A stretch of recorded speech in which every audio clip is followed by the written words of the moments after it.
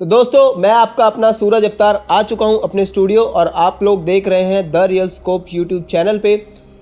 तो आज हम बात करने जा रहे हैं एक ऐसे मूवी की जो बॉलीवुड को एक टर्न देती है। हालांकि हमने बहुत सारी ऐसी फिल्में देखी हैं, बहुत सारी ऐसी हमने सीरियल्स देखे हैं जिसमें वीएफएक्स का बहुत ज़्यादा यूज़ हुआ है, लेकिन फिल्मों के मामले में एक ऐसी फिल्म है ये जिसका नाम है मिस्टर इंडिया। तो जिसका मिस्टर इंडिया रिटर्न पार्ट 2 का ट्रेलर आ चुका है और हम लोगों ने देखा होगा कि ये एआई से जनरेट की हुई एक मूवी है जिसमें कि बहुत सारी ऐसी टेक्नोलॉजी का यूज़ किया हुआ है इस फिल्म को बनाने के लिए। और इस फिल्म में बहुत सारे ऐसे फैक्ट हैं जो कि हमें बहुत सारी रियलिस्टिक चीज़ों से हमें मैच करेगी और हम इसमें टेक्नोलॉजी का बहुत ज़्यादा यूज़ देखेंगे। और इस फिल्म के अंदर जो हमें देखने को मिलेगा वो कुछ ऐसा होगा कि इस कॉन्सेप्ट को उठा के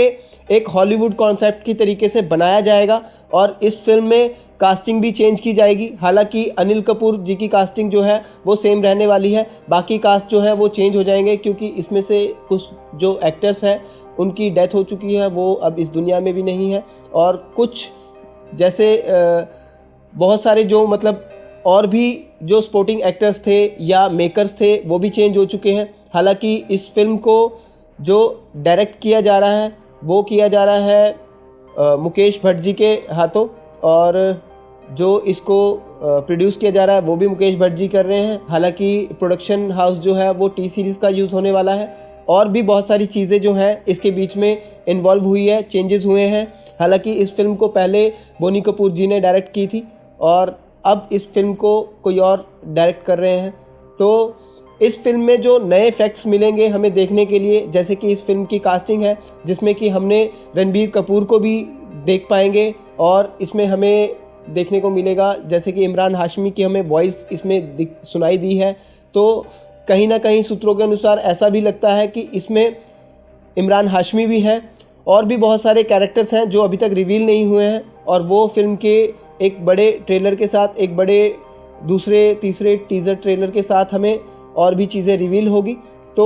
इसके बीच में जो हम जानेंगे वो कुछ इस तरीके से कि जो बॉलीवुड का जो कॉन्सेप्ट है वो हमेशा से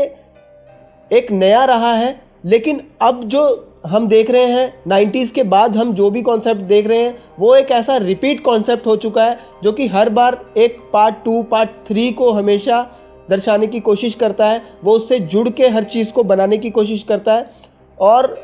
वो इतनी खास अपनी जगह नहीं बना पाते क्योंकि लोग कहीं ना कहीं जो पार्ट 1 से जितना अट्रैक्ट होते हैं उतना पार्ट 2 पार्ट 3 से नहीं हो पाते। हालांकि जैसे कि हमने देखा है गोलमाल सीरीज़ होगी वो ज़्यादा चल चुकी है, तो उसको देखकर और भी सारे मेकर्स होते हैं वो अपनी अपनी एक सीरीज़ बनाने की कोशिश कर रहे हैं। हर एक मूवी के बाद वो पार्ट 2 लॉन्च का एक अनाउंसमेंट कर देते हैं, जैसे कि एक पुष्पा 2 बहुत बड़े हाइप पे चल रही है। इसी तरीके से आज की जितनी भी बॉलीवुड इंडस्ट्री है वो सारी इस तरीके से फिल्म को बना रही है। हालांकि जितनी भी बॉलीवुड में फिल्में बन रही है वो सारी की सारी कॉपी फिल्में बन रही है जो साउथ का रीमेक बना रही है, और जो साउथ कर पाई है आज तक की अपने इतिहास में वो बॉलीवुड कभी कर ही नहीं पाई है और ना ही मेरे हिसाब से कभी कर पाएगी, क्योंकि बॉलीवुड का इस टाइम पे जो है लॉकडाउन चल रहा है। एक हिसाब से कहा जाए कि उनका करियर बहुत ही ज़्यादा नाजुक हो चुका है।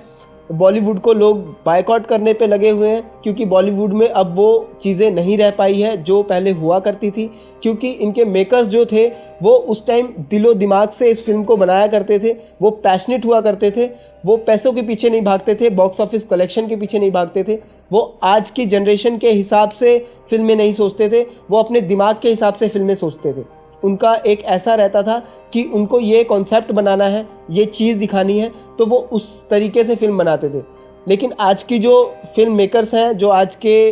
टेक्नोलॉजीज़ हैं, उसको मिक्स करके ये आज की जनरेशन को सिर्फ़ और सिर्फ एक ऐसी वल्गैरिटी दिखाने की कोशिश करते हैं जिससे कि इनकी ऑडियंस जुड़ी रहे। तो मेरा तो ओपिनियन यही है बॉलीवुड के लिए कि प्लीज़ कुछ अच्छा दिखाओ, कुछ बढ़िया दिखाओ, और ये स्टार कास्ट पे पैसा खर्चने की जगह अपनी स्क्रिप्ट पे पैसा खर्च करो, अपने राइटर्स पे पैसा खर्च करो और सिटिंग में एक ऐसा कॉन्सेप्ट तैयार करो कि जिसकी कहानी अगर आप किसी को बोल के भी सुना दें तो वो ब्लॉकबस्टर हो जाए। तो ये बड़े बड़े स्टार्स लेने से कुछ नहीं होगा। तो आपको क्यों के लिए मैं बता दूं, इस कहानी की जो जर्नी है, मिस्टर इंडिया रिटर्न्स की जो जर्नी है वो कुछ इस तरीके से है कि जो देश दुनिया में जो भी इलीगल चीज़ें हो रही है उसको कहीं ना कहीं उस चीज़ों को हम मोटिवेट कर देते हैं, उस चीज़ों को हम बढ़ावा दे देते हैं, क्योंकि हम भी उन चीज़ों में घुल जाते हैं, मिल जाते हैं पैसे के चक्कर में, पावर के चक्कर में। तो ये कहीं ना कहीं उस पैसे और पावर का जो गलत इस्तेमाल हो रहा है उसको ये रोकने के काम आएगा। जो इसकी मिस्टर इंडिया की वॉच है वो इस तरीके से कुछ लीगल एक्टिविटीज़ करके इन चीज़ों को रोकने की कोशिश करेगी। तो इस फिल्म का कॉन्सेप्ट कहीं ना कहीं हर फिल्मों से मिलता जुलता है, क्योंकि मेरा मानना यह है कहानी सारी एक ही होती है, बस उसे दिखाया अलग अलग तरीके से जाता है। तो दोस्तों आज के लिए इतना ही। मैं आपका अपना सूरज अवतार मिलता हूँ फिर एक नई वीडियो के साथ, नए कॉन्सेप्ट के साथ और नए फैक्ट के साथ। तो दोस्तों मुझे दीजिए इजाज़त, और अगर आप लोग हमारे the real scope YouTube channel पे नए हैं तो प्लीज़ चैनल को सब्सक्राइब करें, लाइक करें, शेयर करें और कमेंट करना ना भूलें। और अगर आप लोग हमारी नई अपडेट्स चाहते हैं तो प्लीज़ बेल आइकन को क्लिक करें, जिससे कि हम आपको हर एक नई नोटिफिकेशन देते रहेंगे। तो दोस्तों मुझे दीजिए इजाज़त। गुड नाइट, शुभ रात्रि, शब खैर, आदाब।